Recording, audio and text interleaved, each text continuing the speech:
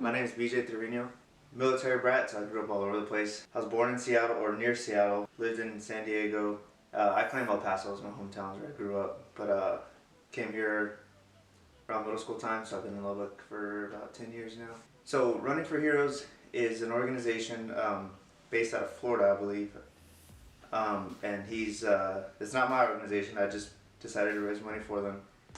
And they provide financial relief for first responders who have been injured in the line of duty. I know they put together grants and things like that for these families and their loved ones.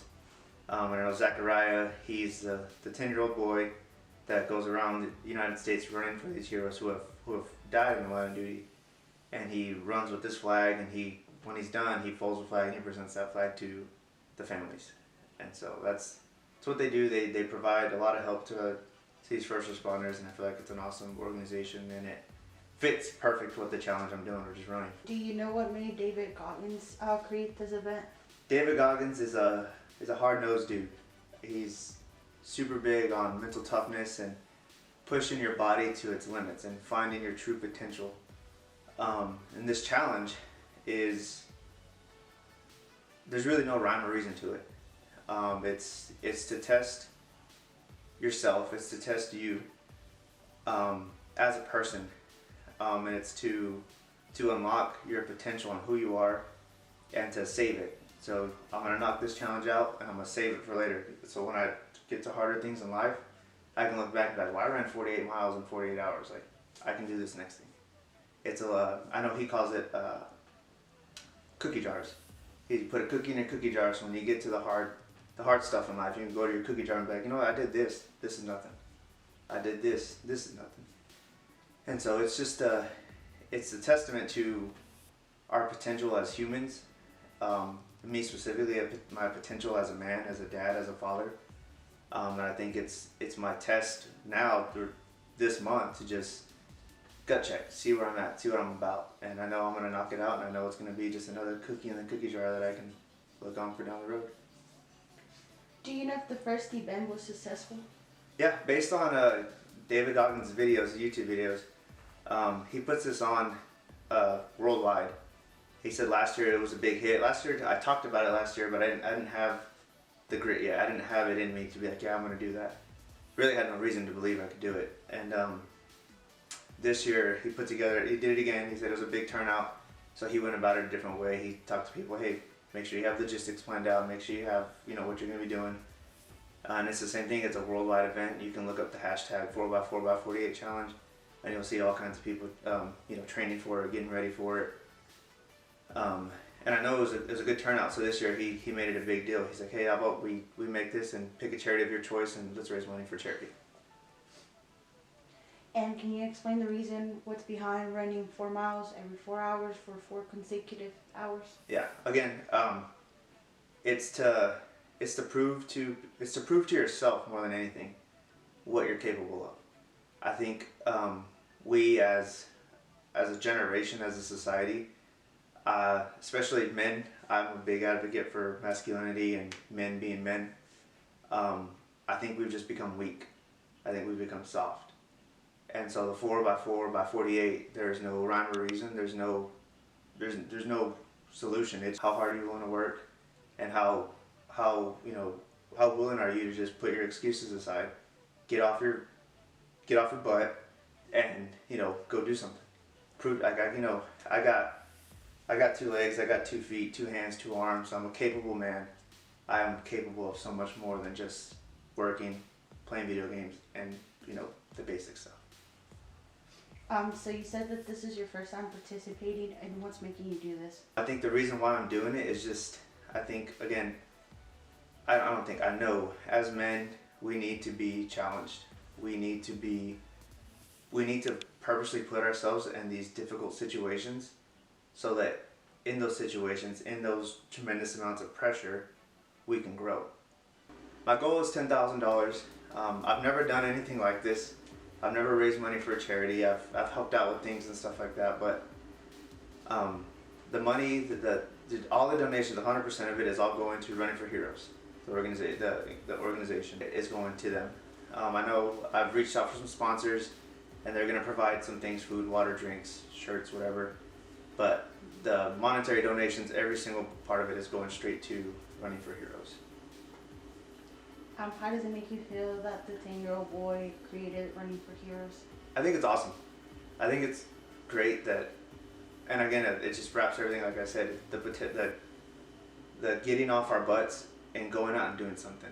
And I think it's honorable that this 10-year-old can see that. He's like, well, you know what? I love law enforcement and first responders so much, I'm going to go do this. I mean, he's a 10-year-old. He can be staying at home playing video games, doing whatever he wants. I'm sure he does, but he goes out of his way to honor the people who are sacrificing for him. And I think it just shows how, the support he has as well. I'm sure his parents and, the adults around him are seeing this kid want to do this thing, and they're pushing him, like, let's do it, let's get it done.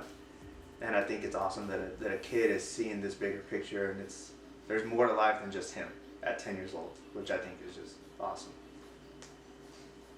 Where's the run going to be at? Is it here in Lubbock? Yeah, so again, it's a worldwide event. It costs nothing. I'm asking for donations, but to do it, it costs nothing. You don't have to do anything other than run, walk, bike, exercise, whatever. 4 miles, 4 hours, and 48 hours. I'll be running. Have a base camp set up at my friend's house. She's letting me crash in her garage so that I can stay in a neighborhood.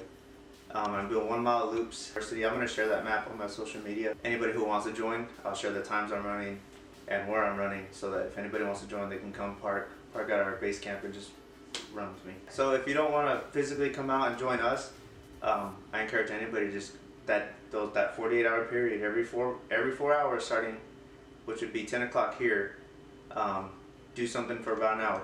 Every 4 hours for 48 hours. Get off your butt, get off the couch, go do something. And again, it's just a testament to your mental toughness, your grit, how willing you are to get uncomfortable for 48 hours. Be about it, go do it.